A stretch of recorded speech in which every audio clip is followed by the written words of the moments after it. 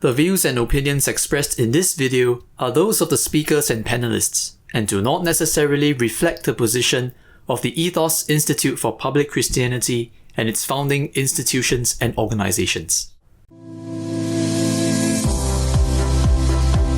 Is Jesus God? Migrant workers and human rights from a Christian perspective. Marriage and family. ISIS presents a much bigger threat. How do we integrate the Bible with our scientific understanding? Are you able to actually describe and articulate clearly your own sense of purpose in life?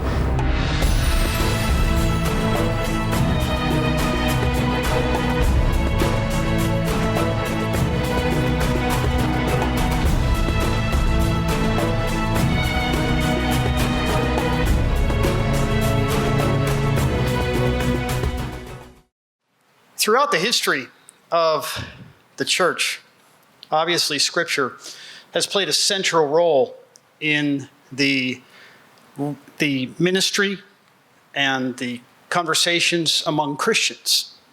But one of the more controversial aspects is the question of Scripture and its role, its place in society. What role has it played?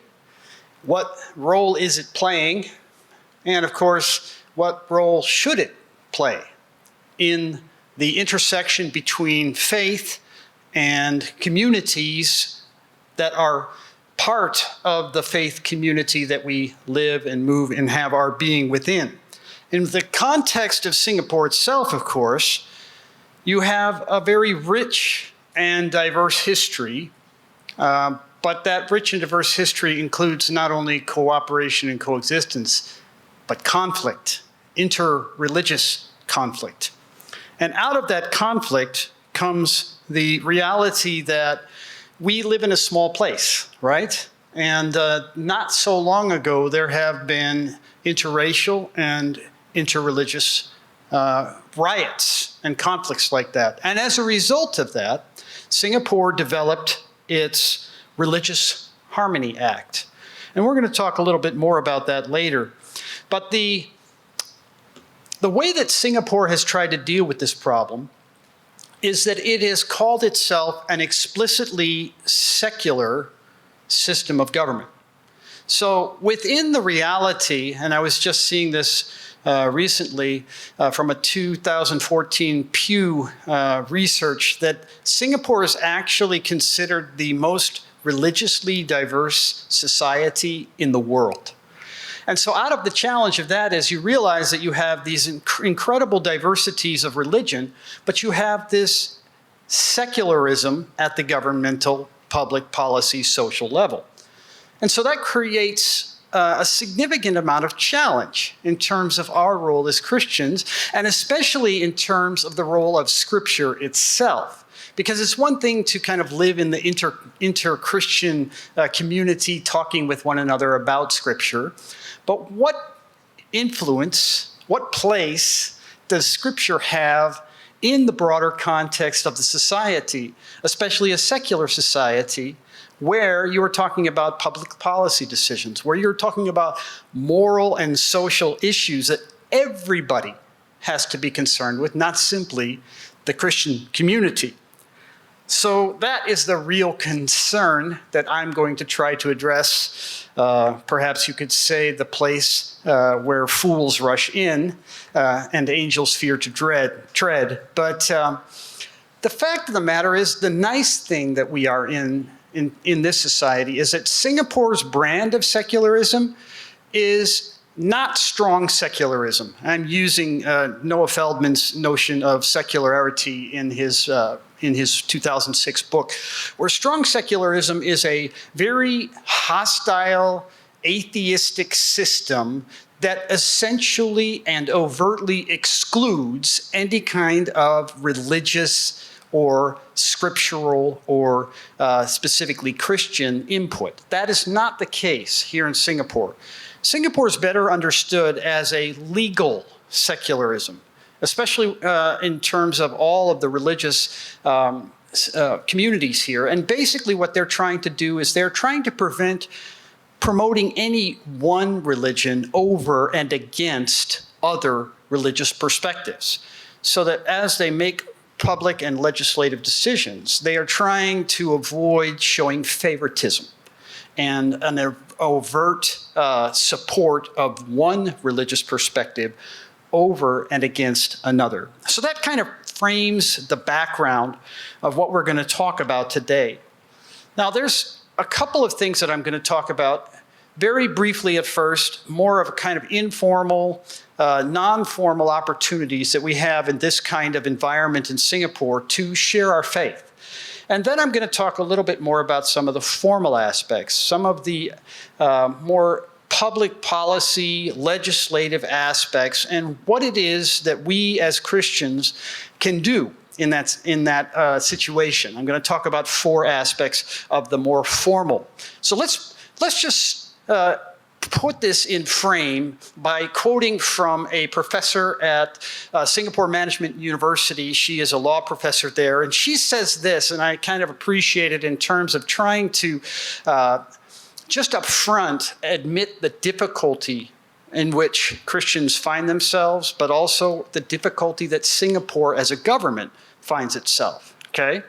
She says this: the 3 prongs of Singapore's approach to religion in the public square, sensitivity to religious differences, emphasis on neutrality amongst religions in public decisions, and the choice to consult with rather than dismiss the views of religious persons, are hard to navigate in practice. Sometimes the simplest reality is overstated. And this fact is, it's very difficult for Christians, other religions, and for the Singapore government to, in practice, concretely figure out a way to navigate these 3 priorities that the Singapore government is trying to fulfill in its ministry as a governing body in the country of Singapore.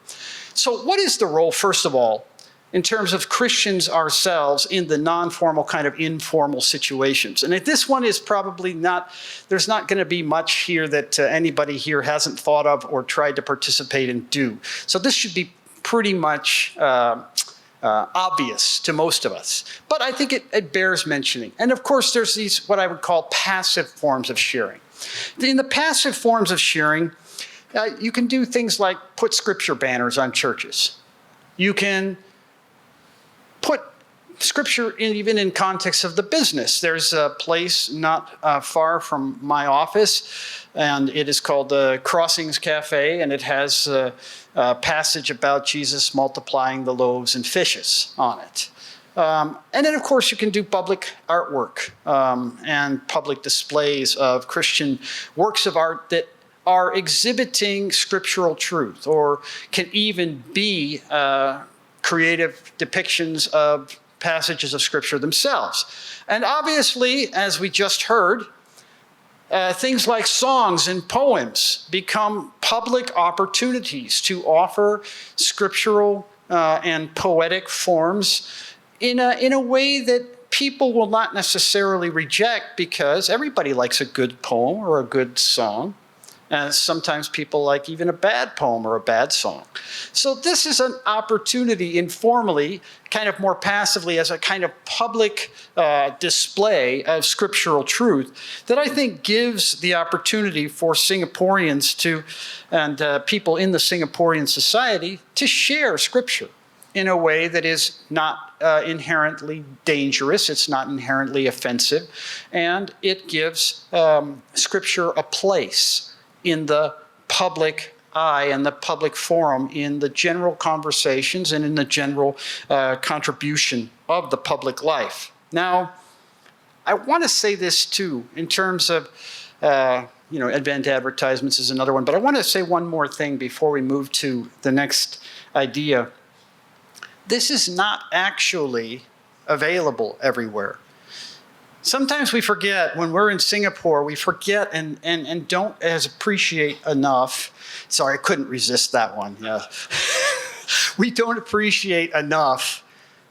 This is an incredible opportunity. There are many societies in the world today where these kinds of public displays, public offerings of our specific faith commitments and scriptural truths just can't be offered. So the fact that we can put these things out in public, that these things can be posted, this is an amazing and wonderful opportunity. And I think that we have to remember that as we remember the brothers and sisters around the world who don't have this kind of freedom and this kind of opportunity. So I really want to commend this society and commend us as believers to take advantage in a sensitive and wise way this public and rather relatively passive chance that we have to share Scripture in very public and very visible places. Okay? Now, the other thing, this is the transitional one.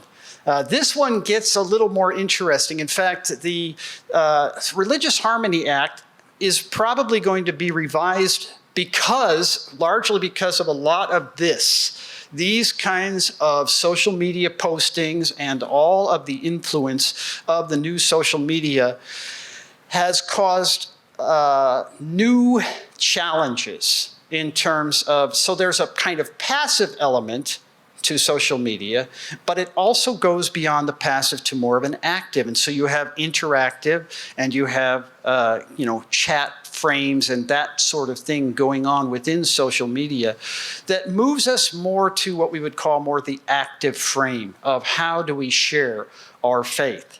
So I wanted to just mention briefly, and this is again not going to be especially revolutionary, but we have opportunity within Singapore society to have personal conversations with our family, with our friends, with our colleagues and our neighbors, our acquaintances, our strangers. Even we can talk about the Scriptures in a way that is quite overt, quite meaningful, and we can be bold in our witness. Again, in the Singapore context, that is an incredible and amazing opportunity for us. Now, having said that, of course, we have to be careful. And I'm going to come back to the Religious Harmony Act and do some highlighting later. But obviously, you don't want to be doing something like this, using a bullhorn to share Scripture in front of a mosque. It's not only ineffective and unlikely to cause any kind of persuasion, it's just rude and insensitive. It does not honor the gospel that we ourselves have embraced and want to celebrate within the society. Now, there's other things too. Yes, we get the opportunity to share, for example, with colleagues in the workplace, but we have to be careful of power dynamics. So there's a sensitivity that we have to display, a wisdom that we have to bring into our conversations in terms of who we share with and the contexts and the implications of that sharing. So that doesn't mean that you shouldn't share your faith if you're a Christian boss, for example, but you have to remember that for those who are under your performance review, there are dynamics there that you have to be very, very careful with and very sensitive to and attend to as you share, so that it does not become a matter of manipulation or coercion. And obviously handing out tracts that are designed to be offensive, and there are some out there that are by their very nature supposed to offend. We have to reject that kind of attitude. And of course, you don't want to share in a combating, non-loving sort of way. We'll come back a little bit to that, and we're going to talk a little bit more about the tact and sensitivity issue in the more formal setting. But I just wanted to say a few things here in terms of personal sharing. We don't want to do this just because we're afraid, okay? In other words, either afraid of somebody getting angry at us or afraid that the government is going to sanction us. The government's going to come and say, you have violated the Harmony Act, the Religious Harmony Act, therefore we are going to put a restraining order on you.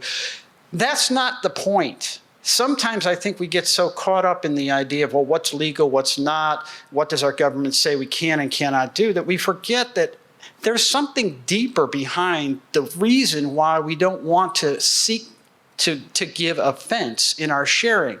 And I'm gonna say that the reason is partly that it's God alone who causes people to come to the conviction that Christianity is true. It is not our job to try to coerce or manipulate people into coming to the faith. Now again, that is something that in some cases, in some situations, that may not be considered a problem for some religious perspectives. But for Christianity specifically, we are not to seek to be coercive. We are not seek to be manipulative and try to get people to come to the Christian faith simply out of our own cleverness or our own means of trying to get the circumstances to go in a certain way. God is the one who ultimately brings about conversion. And then we also have a recognition from passages like 1 Peter 3:15 that we're supposed to share our faith with gentleness and respect. That means that we have a demeanor that is both humble and respectful to others, listening and caring about and wanting to know what is the story of their life? What it is that they're hearing us even when we talk and when we discuss our faith. And so there is a sense in which this is a biblical stance. It is not just a stance that we've learned, for example, to get along with one another in Singapore. It's a stance that the scriptures itself tells us as believers that we are liable to and we are responsible to uphold in our faith interactions with others. This takes a growing set of skills and wisdom. It takes courage. There is a certain amount of trial and error as we try to share with one another, as we try to be winsome, and as we try not to be offensive. I like what Miroslav Volf said in the Veritas Forum last month. He said this, he said, "We do not have a right not to be offended." Fair enough, because all of us at one time or another may be offended by this or that. But he said, as Christians, we have a strong obligation to try and not be offensive. And I think that's just something that we have to keep in mind, especially as we think about Apostle Paul talking in 1 Corinthians.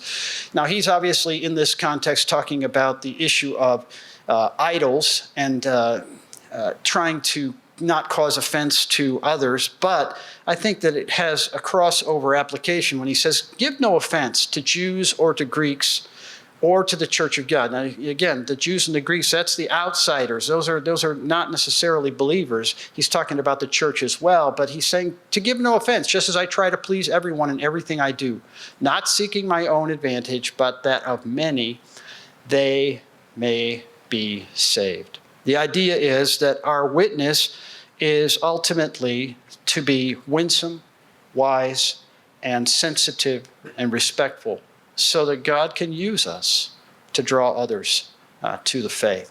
Now, there's more to the issue too that meets the eye. There's spiritual battle going on, and we also are called to love those who hate us, to love our enemies and pray for those who persecute us. So we are not justified, even in the worst of situations, to take the treatment that we receive and make it an excuse for us to turn around and use those same kinds of tactics and offense. Jesus does tell us to be what? Innocent as doves, but wise as serpents. There is a certain kind of tactical reality that goes into that. So what this suggests to me is that as individuals, as communities in our conversations with others, there is a need for some broader communication and translation. Okay, and I'm going to talk a little bit more about this specifically when we get to the formal setting. But when we quote Scripture, that's fine. We want to make sure that when we quote Scripture, it's relevant, it's appropriate to the situation. But we also want to keep in mind that sometimes it's better or it's helpful to share broader aspects of the biblical storyline. A lot of people don't even know the essential framework of the Bible story. And everybody loves a good story, right? At least most people do. And if we can tell the scriptural story in such a way that it's very scriptural, It's very true to the Bible, but it can be told in such a way that it can be fascinating, and people can be drawn to that story and begin to place themselves into the context of that story. And of course, that also points to our own stories, personal testimonies, our conversion story, how God has answered prayer in our lives, and just the everyday connections that we have with God, the difference that God makes in our lives. These are the chances and the opportunities that Christians have to talk about their faith, to talk about the truth of God. Now, I think that really, in many ways, this is just a reflection of Jesus' example. Because when you begin to think about the life of Jesus, the ministry of Jesus, and the things that Jesus communicates, he is a master at telling things like parables. Now, how many people are going to remember the bullet points of this presentation that I've given, or that any of you have given? Chances are you won't remember. But how many of you can recall at least a few of the parables that Jesus has told? There's something unique about these kinds of stories that cause us to pause and to consider and to remember. And even as Nathan brought the story to David, David could have been told what he did wrong, but by seeing himself in the story that Nathan told, suddenly there was deep sense of conviction. So Jesus uses more than just quoting from the Old Testament, for example, which would have been his quote-unquote Bible and Scripture of the day. He uses very real and interesting stories. He uses object lessons from the settings around him, pointing things out, like, for example, when he says, "You are whitewashed tombs full of dead men's bones," he is obviously looking out across the valley to the place where the tombs were, outside of the temple, and he was saying, "And that's who you are." Again, a very, very vivid object lesson, things like using vine dressing, and the various ways that Jesus took the things of his place and his time and his context and connected them to the truth of God in a way that was compelling. Of course, he used lessons from history. Again, not just simply quoting history or historical scripture, but actually telling stories of history. He asked wise questions. And ultimately, it was his, sometimes contributions of confrontations and rebukes, especially to the religious leaders of his day. So there is a place for that. We're going to talk about that later when it talks about the prophetic role of the church. But his life was compelling. Ultimately, that is the challenge that all of us have. Yes, we can easily quote scripture.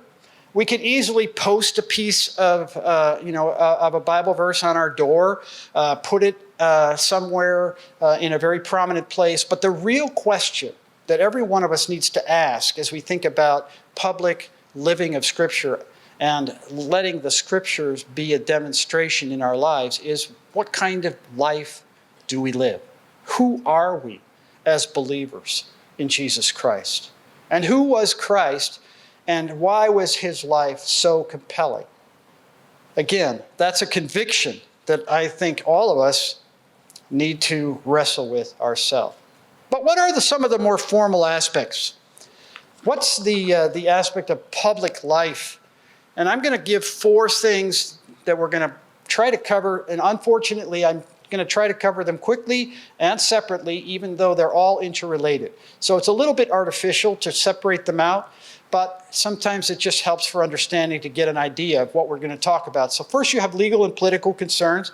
Then you have prophetic and aspects of the church's role in society that are perhaps less popular. Then you need to talk about the appropriate limits of Christian morality in terms of social life. What are the things that are unique to Christian morals and demands versus things that as Christians we want the whole society to be aware of, and we want the whole society to agree with are part of human flourishing as a whole. And then finally, tactical considerations. So let's take a look at the legal and political concerns first, because Singapore is quite overt about this in terms of setting the parameters for Christian witness and sharing of Scripture. In other words, very often, and again, this is true in any society, when you have the government setting certain standards and certain expectations, these are the parameters in which Christian leaders, Christian workers, and Christian lay people have to live within. In other words, we have to be aware of what are the opportunities, but also the boundaries that are set around our Christian witness in the context of Singapore. And as I mentioned, Singapore is a secular, or sometimes to quote Dr. Roland Chia, modest or accommodative secular state. That is to say that Singapore allows interaction and exchange of religious ideas, not just Christian, but all religious ideas. And that's part of its accommodative secularity. And so this is an amazing opportunity, because listen to this. Article 15 of the Singapore Constitution says every person has the right to profess and practice his religion and to propagate it. That, again, has just set this society apart from many societies around the world, just in terms of the opportunity that you and I and everybody in Singapore as a religious practitioner has to share about, profess, practice, and even to try to propagate that religion. Now, obviously, there's more to it than that. And this is where we have to pay attention to other legal aspects within the Singapore frame. For example, there's a couple, or I'm going to just share 3 ways. There's 3 ways you could deal with the problem of secularity and religion. One of the ways you could do this is you could just exclude all religious language and arguments. You could just say, you know what, you can practice your religion in private, just kind of keep it to yourself. You can even have conversations with one another within the social context and milieu of the society. But when it comes to anything that has to do with public policy, just keep it out, okay? And again, that's one way to deal with it. I like, again, what Professor Tan has to say. She says, now, to be fair to the citizens in a pluralist democracy, the possibility of subjective bias might be addressed by allowing no one to participate in discourse in the public square, which is a ridiculous position. And I agree, it is ridiculous. Can you really say that nobody can participate? But she said, alternatively, if one admits only the arguments of non-religious, one excludes the participation of the sector of the citizenry which embraces a religion. And especially in this context of Singapore, that's a big deal, because it is a majority religiously active society. So you are talking about, if you're going to exclude any kind of religious language, any kind of religious conversation within public discourse, you're talking about excluding the majority of the society. And so I appreciate the fact that, technically speaking, Singapore is not going to go that route. Now, there's another route you can go, and that is a route that you can allow religious arguments and language without any limits. In other words, it's a free-for-all. Everybody can say whatever they want. It doesn't matter, how offensive or how ridiculous or, how oppositional it is. And that's a problem too, because then you're going to get into all kinds of unnecessary conflicts and misunderstandings that are not helpful at all for actual public life and policy and the betterment of society as a whole. So what is probably the best pathway that we're going to talk about is that you allow religious arguments and language so long as they have at least at some level been modified, translated into what you might call more secular or non-sectarian terms. Now, this even has its problems too, because at some point, then you're demanding everything to be placed into secular terms. And that in and of itself biases the conversation. It makes secularity kind of the frame in which any argument can be offered. So that can be problematic as well. I'm going to take a little bit of a tweak on this and say that, yes, this is helpful, but this is not the only way that we should talk. Now, here is the infamous, famous, whatever you want to call it, the actual legal language, Section 8 of the Religious Harmony Act, okay? I just wanted to have it up there because it's going to frame the next few minutes of my conversation. First of all, I want to highlight letter B, although we'll come back to letter A. So let me read letter A, because it's saying basically any religious leader needs to avoid doing this. For example, letter A, causing feelings of enmity, hatred, ill will, or hostility between different religious groups. And a lot of this has to do with intentionality. That is to say, a kind of inflammatory style, okay? The other thing in letter B is a little more interesting, carrying out activities to promote a political cause or a cause of any political party while under the guise of propagating or practicing any religious belief. That's definitely more controversial and tricky, because that seems to talk out of both sides. At one side, they're kind of saying, yeah, you can share your religious views, but you can't use them politically.